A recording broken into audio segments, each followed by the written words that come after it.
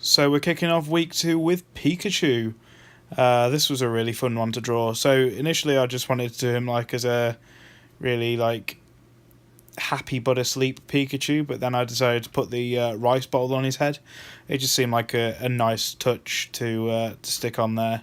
So yeah, I was really pleased with the result of this one. And this kind of marks the point where these will get a little bit longer because I started putting a bit more detail in, adding a bit more like lighting and shadows and things like that. I mean, this Luigi one's a bit longer on the time lapse than that Pikachu was. The Luigi is a reference to the recent Smash trailer where Luigi dies, so I did him as a ghost. I just thought, I had to. So Ness. Ness was surprisingly difficult to do. Initially I did him with a red background, then I went for the blue colour, but I scrapped the original one. I did him with like massive eyes, trying to emphasise those sort of like dead eyes. Instead I went for a Metal Gear reference with him. The pose is taken directly from Psycho Mantis, who was of course another psychic user. So I just thought that would work really well, and I'm really pleased with this one.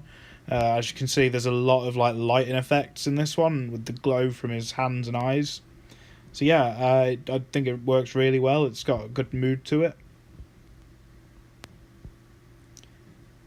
Next, show me your moves. It's Captain Falcon. So kind of struggled a little bit with this with the hand there. I couldn't quite figure out how to pose it. Eventually, I went for him pointing his thumb like, show me your moves. Initially it was going to be like a flex of his muscles, but no, pointing at himself just seemed the best option for that. Pretty happy with this one, yeah.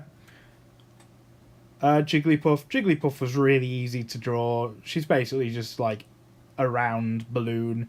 I put the marker in her hands there as a reference to the old Pokemon anime, where she'd sing the lullaby and get annoyed at people that would fall asleep. Now Peach. I wanted to go for the We Can Do It poster for Peach. I don't know why, I just felt like I really wanted to do that.